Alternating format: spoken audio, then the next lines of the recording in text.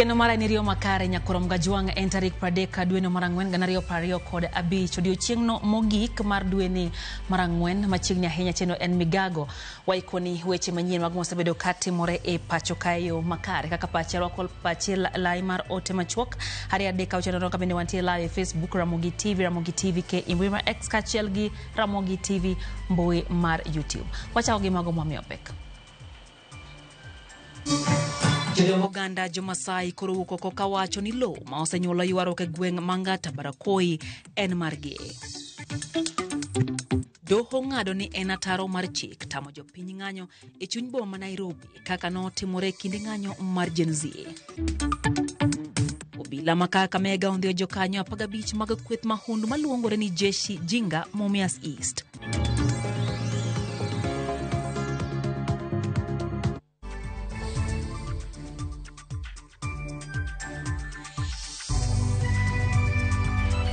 Machiegni nyakurom gajuang chenro en migago nyinga Lydia Hukeo. Governor ma county ma Trans Nzoia George Natembeya oseopinyo wacho kuom teko ma osebedi ka itiyo godo gi obila mapachoka e kao ngima oganda. Natembeya mane lo sebwa ma Kitale oyango ni tij obila en rito jopiny ok tieko ngimagi. Mabiro mana ndalo matin bang' ji 5 wito ngimagi e lwet obila e county ma Narok e lweny mar lalo lo. Natembeya kuro dwaro mondo mi piny owacho ochak timo nonro kendo ji ma oyud kod ketho maki mapio. Sisi tunaendelea kusisitiza kwamba maafisa wetu wa usalama ile majukumu wamepewa ni kulinda mali na maisha ya Wakenya. Haijalishi kama askari wako kwa danger gani, utagani kutumia lethal force. Na ikifika mali umelazimika kupiga risasi, inasemekana kwamba piga risasi to immobilize, not to kill. Lakini ukipiga mtu risasi na kufe, kuna uwezekano umempiga kwa kichwa au mpiga risasi kwa mgongo. Hautaki tuendelee kama na maisha katika hali kama hiyo. Tafika mahali ya kusemekana kwamba uchunguzi utafanyika, no stone will be left unturned. Hizo story tumezizoea. Kwa sasa lazima tupate uhakiki wa maneno ni upi, na yule ambaye alitoa amri ya kwamba askari watumie bunduki kuua wananchi ambao hawajajihami na kuwaua. Inakuwa kwamba sasa hatuwezi kuwa na japo serikali ambayo inaua watu. Obila ma Mumias e county ma Kakamega ondhiyo mahaura wire 15 ma ong'ere gi nying maroledhi mar Jeshi Jinga. Rawirego mak kod dhok 15 kod diel achiel mane gimao jopith e gweng'no. E kinde mano omakgi, rawirego noyud ka orwako lep obila mapachoka. Komanda mar obila ma gweng'no Doris Chemos oyango ni rawiregi osebedo ka miyo jodak makuno wich bar e dier otieno kendo jamni ok nind oko.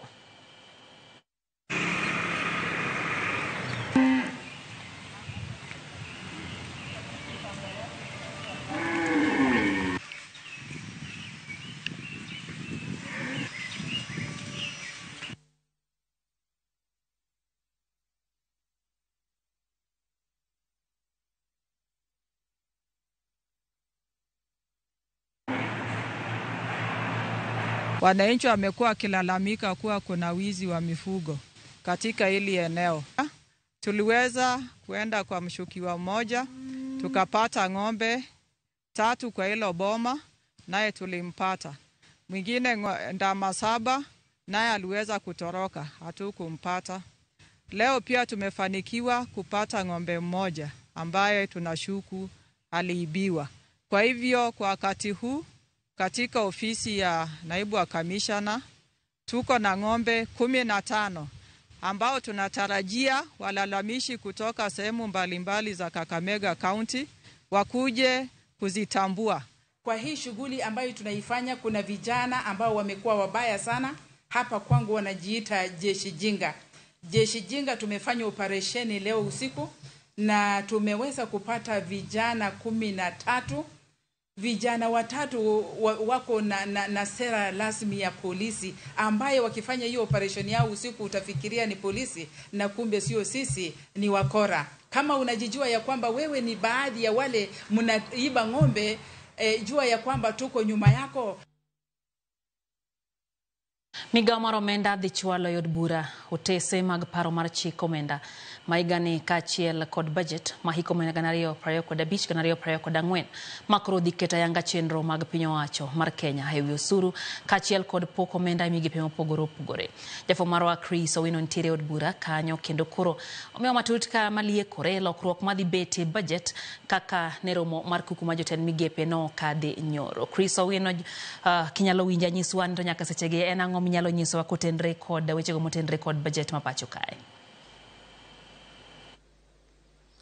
Erokamano Lydia, ane alwora mar od bura kama odiochieng' ma kawuono en achiel kuom odiochienge madito e kalenda mar od bura kod kalenda mar piny Kenya nikech kaluwore kod pen chik onego bed ni odiochieng' ma kawuono kar saa 8:30 e kinde ma jo od bura dhi chopo e laru mar od bura kata nyim od bura en ni jatend kweth jo od bura mathoth Kimani Ichung'wah e lo migawo mar omenda kaachiel kod lo sirikal mamalo dhi pedho budget maduong' mar sirikal mar higa 2025 2026 mondo jo od bura ochak goyo e kogno mar pedho report makamano kaachiel kod timo lokruok madwarore kendo weyo ma ok dwarore. Mano e gima idhi timo odiochieng' ma kawuono. Kimani Ichung'wah dhi pedho report makamano kata budget maduong' mar sirikal mabiro bang' odiochieng' ma nyoro e kar jot maduong' ma jatend piny State House e buore Nairobi kae. Jatend piny William Ruto ne ochuo kom e romo ma jotend migepe kama ne buch tend migepe kanyakla achiel kata duol achiel ne gitimo lokruok ne budget maduong' mar 2025-2026 ma ibiro somo kod jatend migawo mar omenda John Mbadi e giko dwe mar 6 higani. Report mokwongo mane ochiw kod migawo mar omenda en ni budget mar piny Kenya mar higa 2025-2026 ne budget mane dhi romo bilion timo mos ne budget mane dhi romo trilion 4.3. Mano e budget mokwongo mane sirikal mar Kenya Kwanza kod migawo mar omenda ochwalo ne en budget mar trilion 4.3. Kata kamano bang' kane giseloso budget mar trilion 4.3 ne nitie lokruok mane otim ewi budget makamano kendo ne ondhus omenda maromo bilion 600 ewiye kendo nodwoke piny nyaka trilion 4.2. Koro nyaka sani gima wang'eyo en ni kapok wayudo ler ma idhi pedho odhiambo ma kawuono nyim od bura en ni budget maduong' mar sirikal mar higa manyien kata mar hikomo manyien en trilion 4.2. Kata kamano ler mane owuok e kar jot maduong' ma jatend piny State House en ni buch tend migepe ne ondhuso budget makamano kendo wageno ni odhi bedo piny mar trilion 4.2 ma ne ochwal kod migawo mar omenda. Bende wadhi ng'iyo to gin migepe mage ma ondhus omenda margi to gin migepe mage ma omed omenda magi. Wadhi ng'iyo bad migawo mar od bura kata na od bura mamalo wadhi neno to migi omenda maromo nade. Bad migawo mar doho kata judiciary wadhi ng'iyo to gibende omedgi omenda margi kose ondhus pesa margi. Wadhi ng'iyo migepe mopogore opogore bed migawo mar somo, migawo mar arita kwe, migawo mar pur, migawo mar weche mag alwora. Wadhi ng'iyo migepe duto waneno to sirikal wacho ni gidwoko piny budget maduong' ma hikomo manyien. Gin bad migepe mage mag sirikal ma ondhus osara margi kata ondhus pesa margi e budget. Lydia, kapok away bende ler mane ogol en ni e budget manyien ma ibiro somo dwe mar 6 higani ma idhi pedho odhiambo ma kawuono kod Kimani Ichung'wah e nyim jo od bura en ni gidino fuok kata gidino rode duto ma sirikal osebedo ka lalogo pesa kata lalogo pesa mag jopiny e yore mag mibadhi kendo onge osuru manyien ma idhi juogo jo Kenya e budget manyien ma ibiro somo.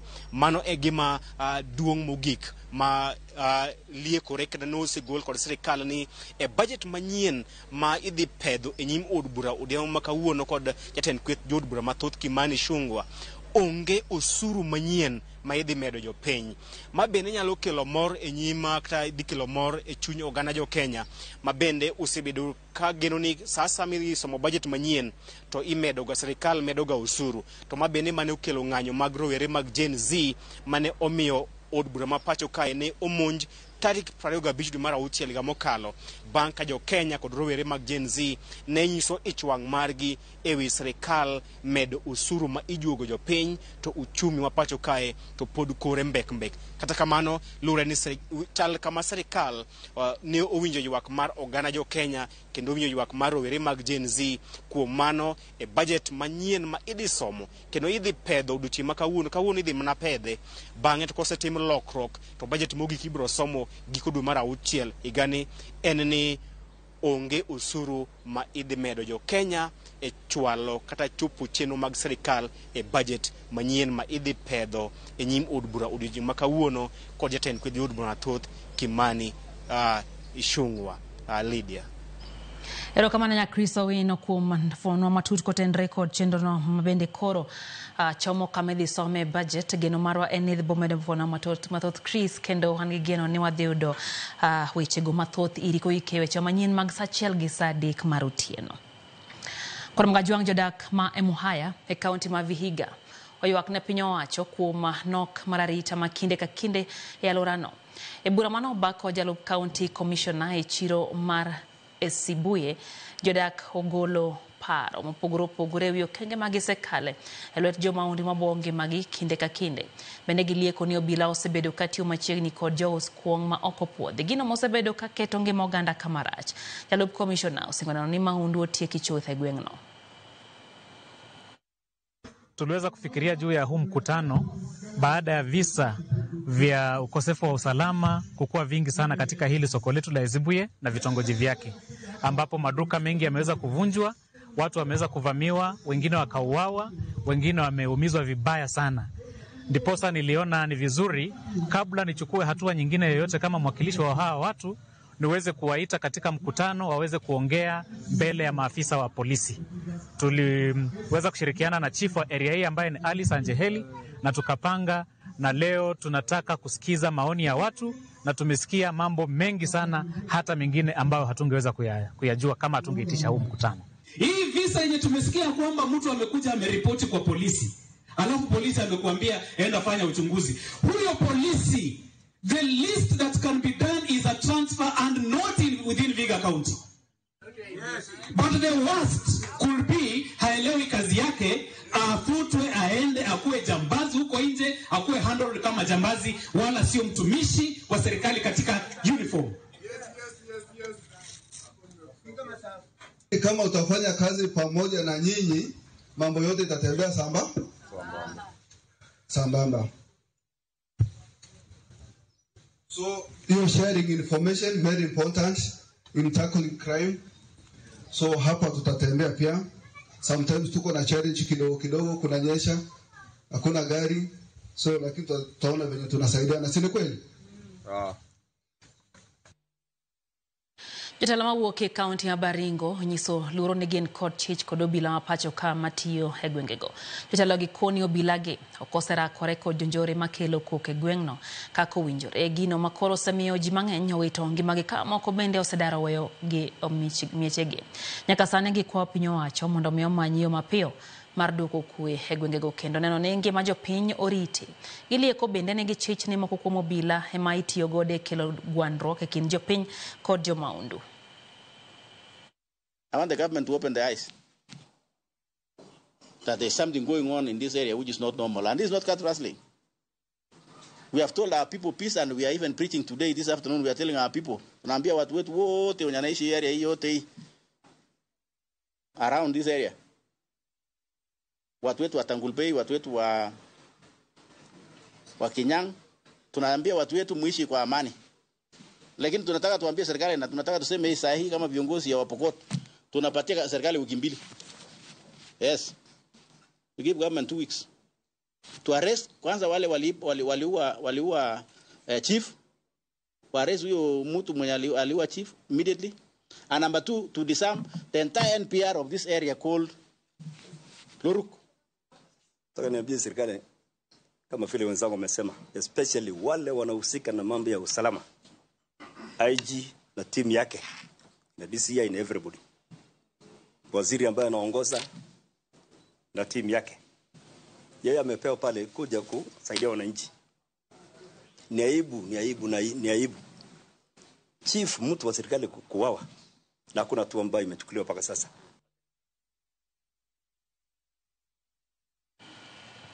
Riwruok mar okinde e pacho ka LSK dwani mondo kaw okang' mar chik ne obila mosebedo katiyo kod teko mathoth kendo kelo tho mar oganda. E twak mar ndalo 2 bang' rakruok e kind jopiny kod obila e gweng' Mangata Barakoi e kaunti ma Narok, gikone dwaro nitie mondo mi keto kenge mag chik ne oni ratich oganda oriti kalore kod wach katiba. Watudre kod jafom marwa Eric Owenga mondo mi olernwa mathoth. Eric, geno mara en riyo makare nyiso ni to okinde wacho kacha ni ntiere dwaro margi mantiere godo man mondo mi ng'i kaka ing'iyo katikete lai makare chenro mag obila. Osebedo nade Eric? Awinji malera ahinya kendo mana kaka wacho nabiro ni achiel kachiel ka okielog tich mar duol mar okinde ma pacho ka ma gie sani warito gi kendo gidwa chiwo twak margi kotelo kod jakom margi kata ker margi mano Mikae Faith Odhiambo mwagindo chopo ka sani mondo gichiw twak margi kalure kod kaka obila ma pacho ka ahinya kotenre kod wach maduong' ahinya kotenre kod wach mag ng'anyo ma higa mokalo ma ne wachre ni rowere buora mane bago ng'anyo mamuol no negi kendo otonge magi yo ma gikwedo mokalo kendo mane thuon wach magida wuoyo gie sani kendo kata kinyang'iyo kama agie sani moko kuom okinde go osewuok oko e apis margi kendo gitimo ikruok makende mar biro chopo kuma wantie gie sani mondo gichiw twak ka gikwedo mokalo kaka obila ma pacho ka osebedo ka tiyo kod teko modhuro kendo wach magi mak motegna ahinya en wach mar ng'anyo ma higa mokalo ma giwacho ni obila no nego rowere e tok chik, owere ma bende ne awuok oko ka kedo kata ka kwedo paro mar omenda mane giramo kaka gidwa yor muolo. Koro mage gik magida wuoyo ka achiel kod bende nyaparo ni ndalo 2 mokalo nito aneno ka e kaunti mar Narok yalora miluongo ni Ang'ata Barakoi kama ncha obila bende omiyo oganda maromo 5 otonge magitok chwat kod magina yo ma podi ok oyanya kasani. Koro okinde gi odich makawuono gidwa mana temo dhiro ahinya bad migawo mar obila maneno ka bende ginya twak yo kaka bad migawo mar obila nya bedo ni tiyo yo makare ma gitiyo gi teko mang'eny mar hinyo jopiny ahinya to rowere ka achiel kod jo Kenya ma kinde duto sobedo ka chung ka kwedo kaka piny owacho mar Kenya Kwanza samoro nya bedo ni tiyo e yor agoko yo makare. To na yud thuolo dawa wuoyo kod jakom mar riwruogno ma bende yakochopo ka Mikae Faith Odhiambo bende yakona en mairite yakochopo ka oyudo thuolo wabro twak kode mondo ngiswa nto kaluwore kod report magidwa golo sani gin kod weche machal nadi magibro kawo ni tendo obila mathurka kotel kod ogai mar obila mano migosi Douglas Kanja ma bende odich manyoro e gwenge ma Ang'ata Barakoi nyoyre matek mokalo kaluwore kod jopiny manyon kod mahuma gere kawacho to ere kaka gie e wotende obila pod dhi nyime kod kawo ngima oganda kata ka bino gibago ng'anyo yo mamuol. Inya par maber kawuono bende leader en ni odich ma kawuono bende no ka doho mamalo otemo kelo wito oko bura mayandeo mak mane bende kumo ng'anyo ahinya to county Nairobi ka bura manoter mane county commander machon Nairobi ka Adamson Bungeyo teri doho kopingo kodo ng'anyo mamuol. Doho mamalo kawuono owito bura na oko wacho no oken ketho mar bago ng'anyo mamuol. Koro gie sani leader wan ka kendo okinde go gisechopo ka ne warito Mikae Faith Odhiambo ma en jakom mar LSK to sechopo kendo wabo yudo thuolo mar mde otwag kodwa ongiso nto kaka LSK gidwa kawo kang' mane kalure kod kaka gino magiso yudo ni obila mathuru ka tiyo kod teko mang'eny ma ok olure kod katiba mapacho ka kaka mano Lydia yena munda duokie studio ka ok LSK mak mana ken gipenjo machielo tinya penjo Lydia.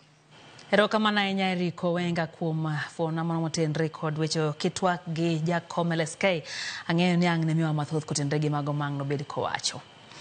Kwa mgajwangu wakao yu matena chenro ena migago erokamano kwa medokete Ramogi TV na singo kao pachikanya kwa mgajwang enoka Barak Ndama Wood Kadem wachoni NTA Wathonger Kadem uchana weche gichopo na yo makare ya hinya kaito wachoni Sirikand County ya Migori hoyolos nagia paya mao chomo Kabuto Dispensary wachoni okadre kendo mioganda teach matek joboda boda duto te ma Wathonger gi Honorable Mark Nyamita wachokanya noka umusmage eno sarasinga mano kaya wagneno West Kenya mkago wachona sidinjo kaka pile umora nyagi migago eno bende ote mara deno Japeng wachone olungeni Dogoman huo kamoro ni game got regea wachono sedonje yo makare kendo migago chopone yo makare ahinya mwalimu Faith Mzomo wachona rita ma Kenya kai tota mwatieko wachoni waie chiwo polisi mondo miodhi ogore ne pinya moko to pacho kae to wadong kod pek mararita mano mwalimu Faith Mzomo ntie Malindi erokamano nyako keto Ramogi TV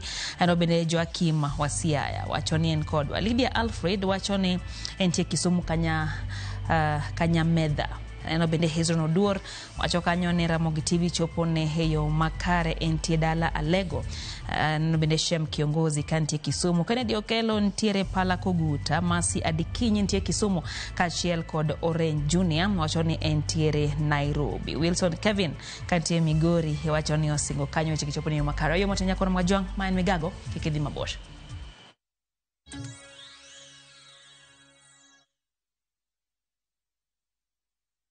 The moment you've all been waiting for. Welcome to a world of endless kids entertainment on Viusasa. We'll arrange a new secret meeting. Now I understand everything. Pretty awesome, right? That is so cool, man. And it's lots of fun.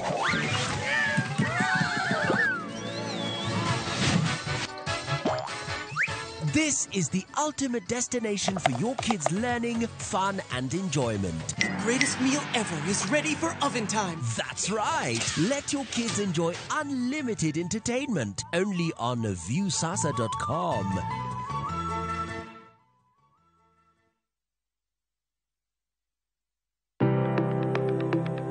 En gima konyo e ngima mapile, to ken gima ng'ato dwaro e ngimane. Bedo gi ngima maber miyo ng'ato dak e ngima maber. Kapok achopo kama dhi osiptal mamiya yath ang'oga ng'oma nyalo timo. Riwri gi Ruth Otieno e penj laktar ka wakelo ni paro mag jolony, paro mag reso ngima ji kod sigendni majiwo ji. Sickle cell en tuo mawuok kuom jonyuol. Koro ka ji pok okendre, ji onego gidhi e pim mondo ging'e ka gin gi jin mar sickle cell. Kochakore gi lony manyien mag thieth nyaka e yore mag thieth makonyo. Wan gi gik moko duto madwarore. Ka iwinjo kaka iwuotho to kawira maki wi bari seche te idhi adhi osiptal wacho ni anadwani mondo kawuono pima remo. Penj laktar wuok tich nyaka tich abich saa 12 odhiambo mana e Ramogi TV.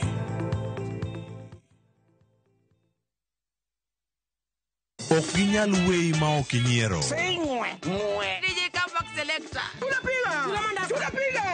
Idwa dhao donge?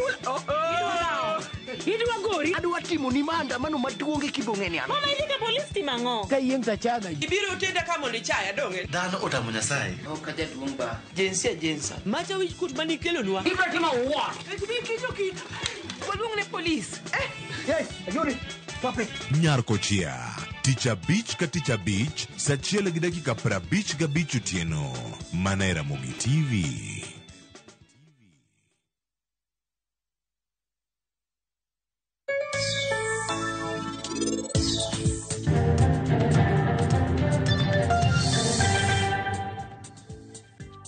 Asepidho olemo mang'eny matinde koro ji ong'eya koro marketing tok chanda ahinya ji biro wero.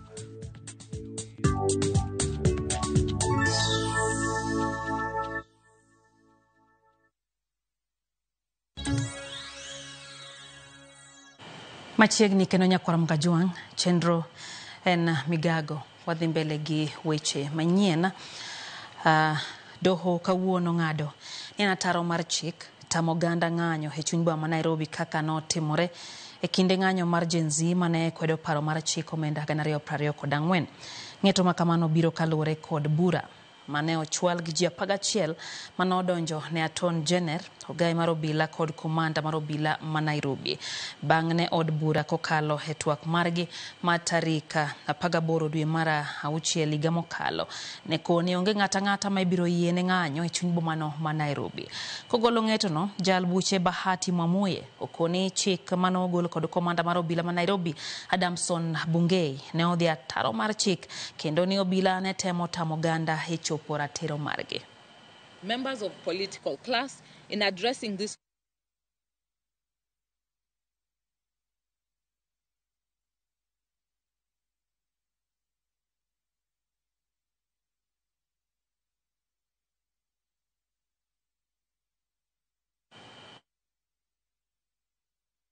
Kwa mga juanga terika mane Riko Wenga ntiere chien kacha kamane jakomno mara riwruok mara okinde pachuka LSK Faith Odhiambo ne chiwo ote mare awinje kaka ote no chalo. Was culpable for misinformation and should be banned from Kenya airwaves. The choir of absurdity has equally been joined by Member of Parliament for Dagoretti South, Mr. John Kiarie, who made despicable suggestions that one of Kenya's long-standing international allies had sponsored the BBC's recount of events, forming a dark part in our nation's history to advance some unqualified economic agenda. Such preposterous arguments and propaganda undermine the essence of parliamentary debate and put our country's august house in unnecessary disrepute and risk of ridicule. We remind elected representatives that the authority bestowed on them is held as a public trust and is for the benefit of the people of Kenya. Therefore, such contempt and haughtiness as we have witnessed is both shameful and undermines the obligations set out under Chapter 6 of the Constitution. We remind members of Parliament, in particularly those who are members of the bar, that under Chapter 6 of the Constitution, their role is to represent the people and not to defend the oppressors. And their constitutional duty to provide oversight does not contemplate that they instead justify unconstitutional actions sanctioned and committed by those they ought to oversight. Further, we call on all our other members who are elected parliamentarians that they have a greater duty than their colleagues on account of their oath of office as advocates of the High Court of Kenya. That oath cements their immutable responsibility to uphold the rule of law, which is cradle to protecting the right to life. The Law Society of Kenya is apprehensive that if the current volatile situation within the public and the national security organs persists or is further exuberated, Kenyan sovereignty, democracy, and constitutional will be at the brink of imploding. Accordingly, it is the duty of every right-thinking citizen, especially those entrusted with the positions of power and service, to take urgent, deliberate, and objective action to end the menace of extrajudicial killings, bring its perpetrators to book, and find justice for all victims of these heinous criminal elements within our security organs. We have taken note of a status update released by the Independent Policing Oversight Authority on the 28th of April 2025, highlighting the steps it has undertaken to address some 60 cases of police brutality that have been registered with the authority. From the face of the update, it appears that several of the cases have been or are currently undergoing investigation. Unfortunately, and for reasons not disclosed by the authority, nearly a year later, only 6 of the investigations have been completed and escalated to the Office of the Director of Public Prosecutions and/or the courts. This statistic is not only underwhelming, it is well near proof of dereliction of duty. In such times, laxity, complacency, and lack of urgency are tantamount to complicity. IPOA has overstretched the grace and patience of the Kenyan public, and we hereby put the authority on notice that they run the risk of being liable for refusal to act in accordance with their mandate. Nevertheless, we acknowledge that the resolution of these matters requires a collective approach involving all stakeholders and citizens. In the circumstances, the Law Society of Kenya appreciates that the country is in dire need of a paradigm shift, and we therefore recommend and demand as follows. 1, that the National Police Service Commission and the Independent Policing Oversight Authority escalates the investigations into the mass killings perpetrated by officers during last year's demonstrations to a priority status and works to resolve the outstanding cases, both registered and those not registered but within the public domain, within the shortest time practicable. Number 2, that the Office of the Director of Public Prosecutions instructs the Inspector General of the National Police Service to sanction and undertake immediate investigations into each of the officers captured and identified in existing images and videos, meeting disproportionate violence against members of the public and or who are suspected of or implicated in the extrajudicial killings of innocent Kenyans. Number 3, Jodong oganda jo Masai koro wuok kawacho ni lowo ma osebedo kailaro ma bende nyocho kelo tho mar ji 5 e gweng' Mang'ata Marakoi en lopgi. Agitwa kod jofwambe gweng' Malol Gurian, Transmara South. Gikone ywaruok ewi lobno osebedo kuom kinde malach kata bedo ni negiloyo bura manochwal doho. Jodongo ma bende noting'o oboke mag lowo koni nyaka sani lobno pod nitie nying riwruog saga mong'ere kaka Angata Barakoi Farmers Cooperative Society. Magitimore kinde moganda jo dhod Kipsigis koni ok gimor kod okang' ma jomoko tiyo godo temo yako lobno. Historia kidogo kuhusu hilo shamba. Hilo shamba ilikatwa 1966 na wazazi wetu. Wakatenga society ya members 113. Wakawa na certificate ya cooperative. Ndio hii certificate. Na certificate ya hiyo cooperative ndio hii. Vile vile tukapata title deed. Tukawa register tukapata title deed ya hao members. Wazazi wetu waliendelea kufanya kazi hilo shamba. Mwishowe ndugu zetu Kipsigis walikuja wakidai hilo shamba ni lao, na tunaelewa ya kwamba parcel 2 ya hilo shamba iko katika Moyoi Education Section, na Moyoi Education Section imekatwa 1976. Askari hakunyang'anya mtu shamba. Askari walikuwa na implement a court of appeal order. Shamba parcel 2 iko Moyoi, haiko Angata. So the shamba in question is Angata Education Section. So we wanted to make it very clear that the government imefanya kazi kutudesi sana. Lakini wenzetu lazima pia waheshimu sheria. Jagoro mong'ere migao marango somo mag tije lwedo Hester Moria okwayo jo Kenya mosebedo kase piny owacho kuom manyo rawere tije pinje maoko mondo mi owe akweda makamago.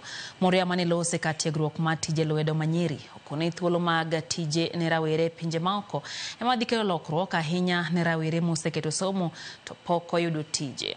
Ma bire kinde ma moko kuom jopiny osebedo kase piny owacho kuom tije ma gisebedo ka gisundo jopiny ne gimanyo ne rawere go e pinje maoko.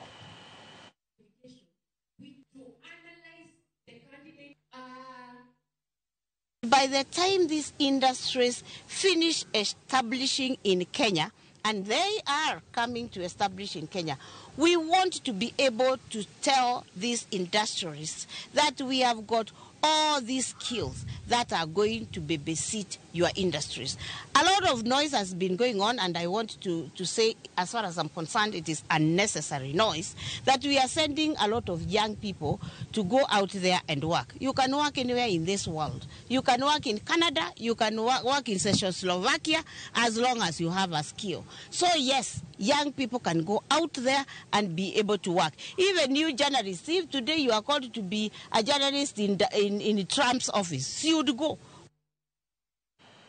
Riwruok ma ok mar piny owacho mong'ere ni Zipline International Kenya osedayanga chenro mar tero yedhe kod gi thieth mamoko e ute thieth mag piny owacho e gwenge moko e kaunti ma Homa Bay ka itiyo kod lony manyasani kata drone technology kaka yor medo bero sekta ma thieth e kaunti no.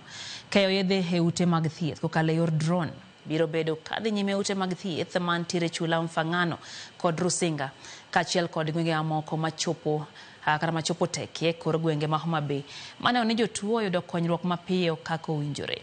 Director mar Zipline International piny Kenya Charles Kariuki kod Governor ma Homa Bay Gladys Wanga noyudo chenro mar chakayanga keyo yedhe gi drone e osiptal ma Kitare e kar chung'od bura ma Suba North. Kariuki wacho ni ma opogore gi yedhe. Bende drone no biro bedo kod keyo remo e ute thieth machopo ok bedie mayot mar konyo jotuo mantiere kod dwaro mar remo. Vaccines, blood and medicines quickly and consistently.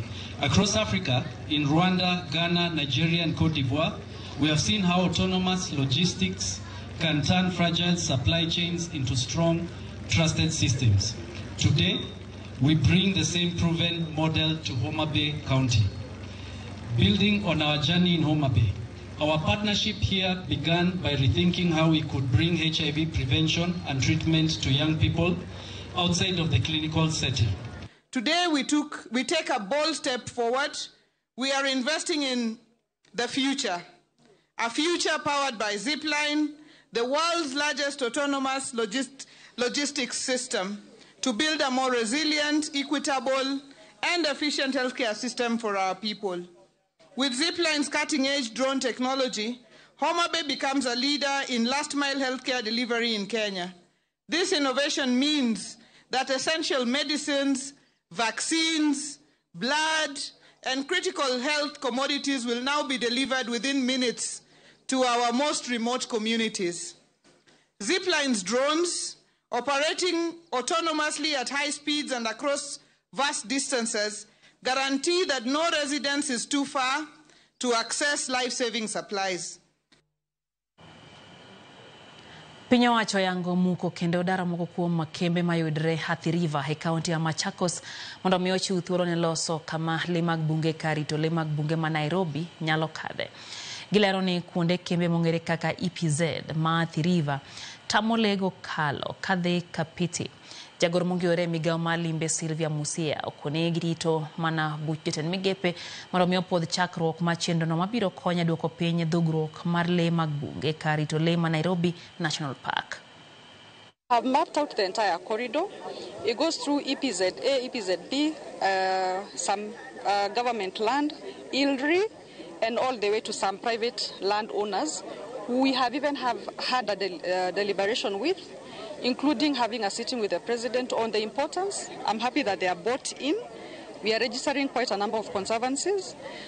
So it is now at cabinet waiting for approval, and then we will need Treasury to help us with some resources, development partners, other donors in the conservation sector, because there is a bit of moving required of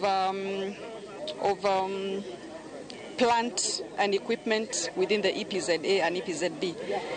It is government land, so there is not an aspect specifically for compensation of land.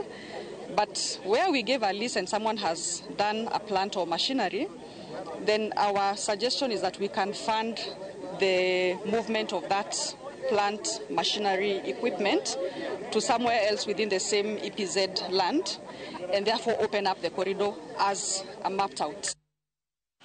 Kenya kod China medo jiwo kenge mag ohala kod tudruok e kind pinje ariyogo kaka yor medo tego winjruok mosebede kind Kenya kod piny mar China. Limbe manyocha jatend piny Kenya William Ruto time piny China nonyuolo winjruoge madito koting'o gedo mar ndachreru, jiwo chich mwandu mawuok e pacho kae kadhi China maduto geto ting'o malo uchumi ma pacho kae. Bende China oyango ne gisiro pinje ma pod dongore e bedo kod duol manyalo miyo gi thuolo lwasi mar ohala e piny mangima. It is the coalitions in this case mean. Thank you. During the visit, the two sides signed the cooperation plan on jointly promoting the Belt and Road Initiative, aiming to strengthen practical cooperation in infrastructure, trade and investment, digital economy, finance, education and talent development, culture and tourism, and people-to-people exchanges, and to make their high-quality Belt and Road cooperation high-standard, people-centered, and sustainable, so that it delivers prosperity to both. Piny Kenya yango ni ohala e kindgi kod pinje mantiere bwo riwruok mar COMESA medo nyuolo lemo ka mwandu mawuok e pacho ka itere pinje mag COMESA ne onyuolo duto yuto mar dola bilion 2.2. Kalore kod jagoro mongere migawo mar ohala Regina Ombam, Kenya medo keto kenge mag jiwo ohala gi COMESA e kinde ma imedo keti ikruok motelo ne romo motis ni COMESA Summit ma ibiro bagi e pacho ka dwe mar 10 higani. Gisingo mar golo hinga ma osebedo kaduoko chien weche mag ohala e kind piny Kenya kod COMESA. Thank you very much. I think I've taken it very seriously upon myself and we are sure that we are going to maintain this that position.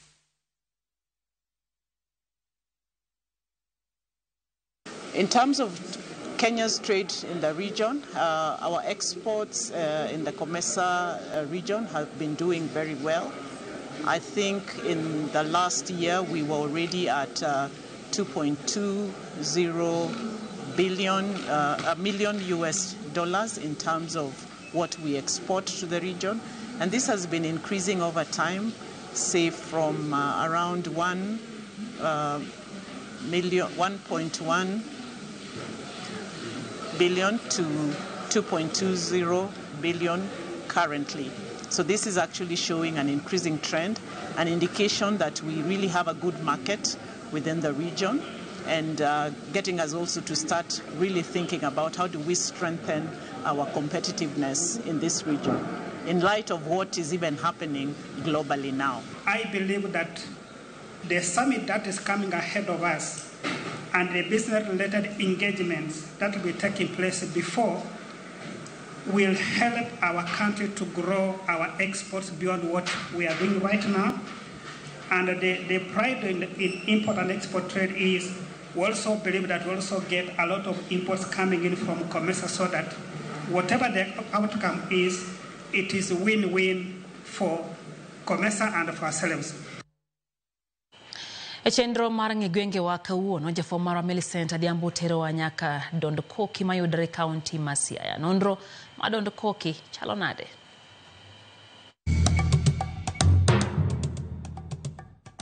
Nyakwaramogi Ajwang' machiegni kendo e tielo machielo e chenoni mar ng'egwenge wa jumani. Kalapapla mar ng'egwenge pod onyonore mana e kaunti ma Siaya kuma owuok Baragolo, Ofuyo, ma odhi opiyo e gweng' Center kata chiro mong'ere ni Dond Koki mayudore Alego Usonga. Ka iwinjo kata isedhi kata ikalo kama iluongo ni Dond Koki, ang'o mabiro e pachi? Iparo ni ang'o momiyo nyachak gweng', chiro kata Center ni Dond Koki? Jola kod jogweng' maluorani to pachgi chalo nade Nyakwaramogi koting'o kod nonro mar nying gweng', chiro kata Center ni mong'ere ni Dond Koki. Chon iluonge ni Guoko Nyuongo. Guoko Nyuongo ni ne nitie kwara ka niluongo ni Elias Ondifo Okoth. Elias ni ne en jaduong' manochako bucha ka. Ne opimo ring'o e lwete ka ne buchari ne pok obiro. Koro gimomiyo niluonge ni Guoko Nyuongo, guogi ne biro kata osanyre kama nopime ring'o ni. To dhano ka penjo guogi timo ang'o kacha? Ni guogi onyuongi i bucha Kondif. Bucha Kondif kanyo guogi onyuonge. Guogi orito ring'o. Nodhi kamano, piny ne pod lach. Kwara nokawo chironi bomi sirikal. Koro dhano ochako dondore. Nang'o momiyo Ondif kawo lowo to mi sirikal? Koro Ondif ne wacho dhano dondre koda nadi, jogi jodondi. Emomiyo nying ma dondi ni nobiro dondi waka. Koro kono bet kata oparore to makore jogweng' dondore koda to ka koke ne to wacho Ondif koro dondo koke. Emomiyo dondi koro ne ochako Ondif dondo koke. Emomiyo nobiro nying ma Dond Koki. Ne en kama ji nodakie mopogore opogore. Ne nitie jomur, ne nitie jokakan. Koro area no ne nitie lowo koro mopogore opogore, koro ji dondre, nitie dondruok koni gi koni, ywaruok koni gi koni. Ma bang'e ne gibede achiel ma chiro nowuok miluongo ni Dond Koki. Ne en kama oting'o mpaka mar dhoudi ariyo, Kakan kod Murng'ia. Koro ne chiro ni ka ndwa chak, to chon ne penjo ne en mar dhoot mane. Kanye mane nokelo dondi. En marwa en mar jomur, en mar jokakan. Mane manochako wach mar Dond Koki. Wakati nilikuja hapa Dondi naifahamu vizuri sana. Hii soko ilikuwa inaitwa soko Kodao. Soko Kodao. Tulikuwa na mzee mwingine pale anaitwa Odao, ni Jamhuri. Alafu baadaye sasa wamama walikuwa wanakujanga hapa, wanasema wanakuja wanariea. Hatukuanga na vibanda, hatukuwa na kila kitu chochote. Tulikuwa tunakuja tuna magunia tunatandika, alafu tunauza chochote chenye tuko nacho. Then baadaye ikawa Dond Koki. Moni bilo Dond Koki Dond Kae. Watu wanakaa yani jidon regi wache inalo Dond Koki matinti. Amano. Koro chakre higa mar 70 kod achiel. Nene nitie bucha achiel ka. Mane ni Ang'ogaye kod jaduong' Ondif Okoth kod Odao Okoth ne gin owete. Gin mane gin kod bucha ka. Bucha mane nitie kaka ne en achiel e area ni. Villages ma en Ulore village, Udonga village, Haga village to kod Samanyinya village. Ne gin 4. Koro ka eni guogi biro ga mang'eny seche miyang'o. To guogi iriembo to chokre ma kando kando. To guogi nyuongo. Koro ng'eny mar ji kane biro nyiewo ring'o ka, to neno ka guogi ng'eny, koro emomiyo chake guok onyuongo. Bas bang'e to chiro bendo chakre. Chiro ne ikele kimulo na chieng' rech matindo tindo mowang'. Koro ne biro matindo ji kawo to ji koro kosekawo to rech rumo piyo piyo. To ji kochako dondre ni ikelo matin nang'o. Ikelo matin nang'o. Ikelo matin nang'o. Ema koro kendo ji ochako medo ka ng'eny mar ji ochako med Dond Koki ko ji dondre nikech oket chiemo matin.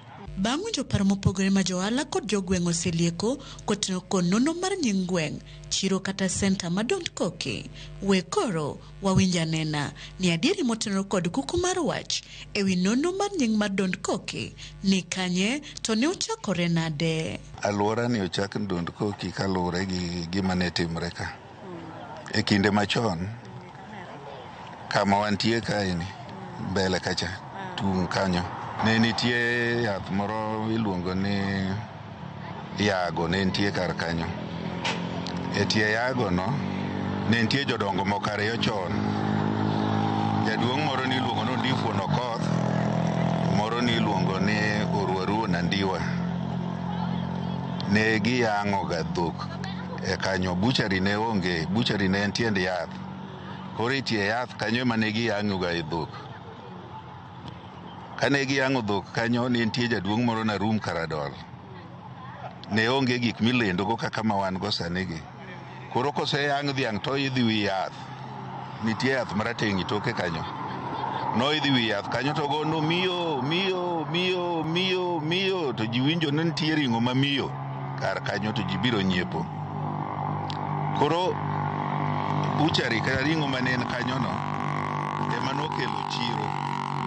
Mine be koro ne biro ga kinde chane gin muno nyulo alot mag bogi, nyanya machon moko mane matindo tindo machalo chokka iuso kanyo, gik moko matindo tindo ochopo kama koro jomoko kelo rech moko ne nitie na chieng' iuso kanyo. Koro kamano ne timre, koro nobedo kaka kama ji chokre godhiambo. Koro ema nokelo nyinge mar Dond Koki. Ok en Dondi to ji ong'ado machiek. En Dond Koki. Mon ne wacho na adhi dho ndara kacha adhi donde koka. Atero gira moro matin auso, ng'ato bende dhi nyiewo. Koro ng'ama dhi nyiewo wacho na adhi dondo koka, oduogo go nyulo moro monyiewo, ng'ato biro wacho na adhi dondo koka, oduogo kod pesa nikech otero gimoro bo uso. Aete ka joka local government obiro, mano ne pod en onge local government. Local government obiro mowuoyo gi jodongo manen ka mochiwo lowo ka. Koro ne osechakwa na adhi dondo koka kacha, adhi dondo koka kacha. Ema ne kayo wuok go Dondi. Chiro ni mokwongo ni iluonge ne jomoko wacho na dhi chiro kondif. Kecha wacho ni jaduong' Ondif yo mane giyang'o dhiang' kacha. Jomoko ne wacho na dhi Kodao, jaduong' Odao ne loso ndiga i dala ne idire kar kacha.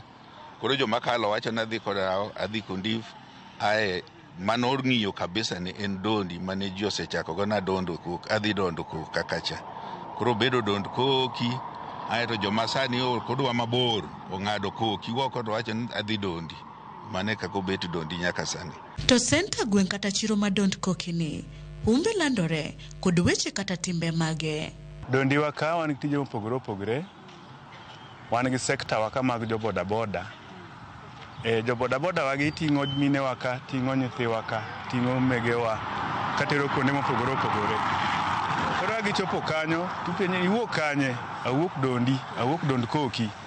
Koro jo boda boda wagi bende medo miyo nyingwa ma dond koki ni landore. Alego ne en kama nung'ere kaka kar yien mane ji paroga ni ne gin jok ma nigi yien madakitim negi marach. Koro kwawuok kata kwaloko kuonde mopogore opogore oko, iyudo ka dhano yware machiegni dwa ng'eyo ni to source mar power maru en ang'o, kata mamiyo uloko maber, kata mamiyo gweng' dhi maber en ang'o. Dondi inajulikana kwa maana hapa saa hii tuko na chama inaitwa Dondi Benz Community, ndio maana inajulikana. To bende nitiere dongruok ma dond koki osenyuolo e ngima joala kod jodak maluorani. Dondi machiro ni ka ochakre to chakre gi udi ariyo. Ne nitie kacha, ne nitie ot mar lum mane en hotel. Wuon go nondiko wiye kacha ni Apollo Hotel. Mano ot mokwongo kanyo. Koro koa kanyo, koro gedo chakra chaka, koro ji gedo mos. Dondi waka gi chon, kata kane wapon, nino anka chiro waka ne nitie mine matin, to ne gin nag teyni mag okobo. Ne gikawo tach nyangile to giketi okobo eka gimenyogo. To sani waneno ka sirikal nokelonwa stima dondi waka. Dond koki kano chakre ne en kama ne onge, awanyalo wacho ni ne onge gimoro amora, kata udi ne gin mana mag chuodho. To sani inyalo yudo ka wan gi nderni mogo lam, wan gi pi, wan gi dispensary. Grofe gi ne onge, bed ne en ndara, koro grofe gi be koronyo, koro mane morwa. Kata obedo ni dond koki ni kod ranyisi mag dongruoge achiel ariyo adek, rem kata kwayo mage ma pod gweng' ni dwaro mondo mi oting're malo ochal kod gwenge mamoko. Gima wagombo no okel, kata obedo ni wasebedo jok maloko ohala yo maber, to security marwa rach. Kuo ng'eny ikwalowa kabisa mane wagombo ni police station moro ubie center ma dond koki. Lakini shida yenye tuko nayo hapa, hatuna security mzuri ya kutosha. Tuko na shida kabisa. Wan kod chiro kama maber majibire to kimoka ka choche ma jo county nego ben loso. Odo koloso no kron kod chandruok. Arita mwanyalo medo ji okomiwa police post moro butu dondi kae. Nyakwara mogi mana kamano gikanyi mwachopo gode giko matilo makawuono. Chenoni mar ng'e gwengewa medikete mane wang' jowi mara mogi nikech juma manyien bende duogo ni kod nonro mar gweng' machielo. Erokamano kuom bedo kodwa, oriti masane. Nyinga Millicent Adhiambo, kata kihero inyaluonga ni Nyaboma.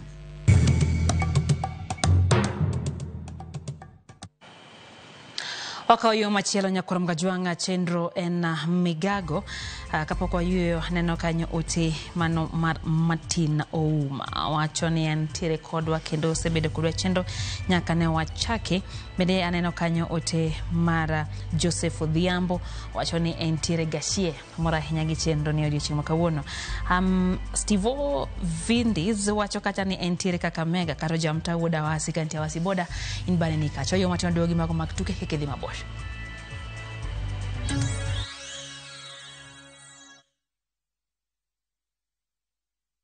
Craving an extraordinary escape? View Travel invites you to breathtaking Cape Town. Starting from $1,300 per person sharing, enjoy 4 nights with breakfast plus Cape Town City Tour, cable car ride up Table Mountain, full-day peninsula tour, scenic Chapman's Peak Drive, Cape of Good Hope, photo stops at Bokap and Muizenberg, Constantia Wineland Estate Tour. View Travel, your gateway to Cape Town's wonders. Visit viewtravel.com or call and WhatsApp 0703-254-254. View Travel. Dream. Explore. Discover.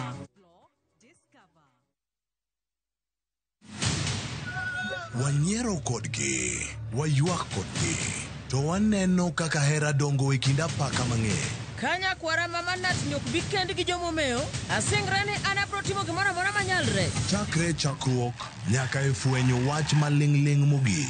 Kini biro atimo mana kamano nikech wan kwa here ni VAR. Anapo bedo kaka jawasiki e kenyni. Jot noketie tem, wachopo e giko. Bang' ndalo gite, hera manie kind johera bebiro tony. Nyaka oda mani atari ni abro weyo mago duto. Nikech kulwand kaur dilo, onge ng'ato matugo ga kode. Kik episode mogik mar Choti Sardani Bai. Mana e Ramogi TV.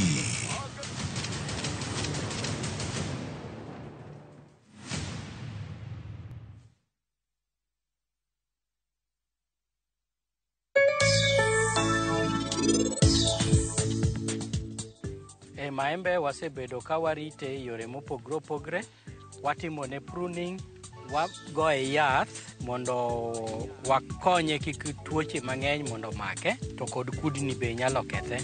Kaka thurwa ka maembe nyak diriyo higa, to kaber korite maber bomiye chiemo maber, maembe nyalo nyago olemo 500 nyaka 1,000.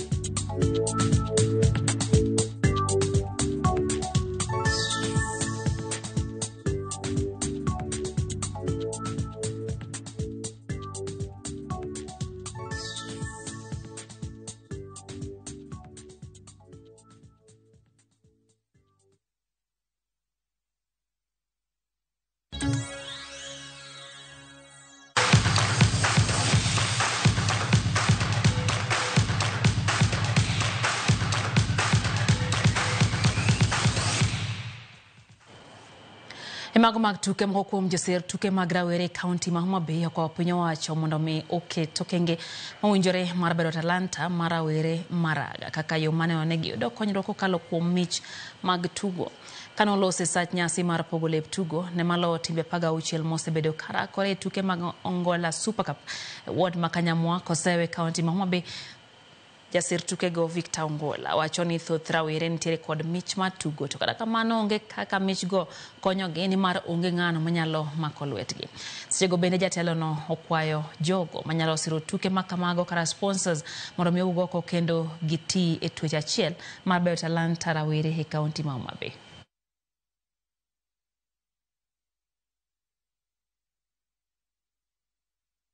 Gimonego wami priority en kaka jopiny inya ting'o ngima ng'ato achiel to ng'ano kiny ting'o ngima ji are to ji ariyo gichak ting'o ngima ji ariyo mano dhano 4 ngima gi oting'ore ma.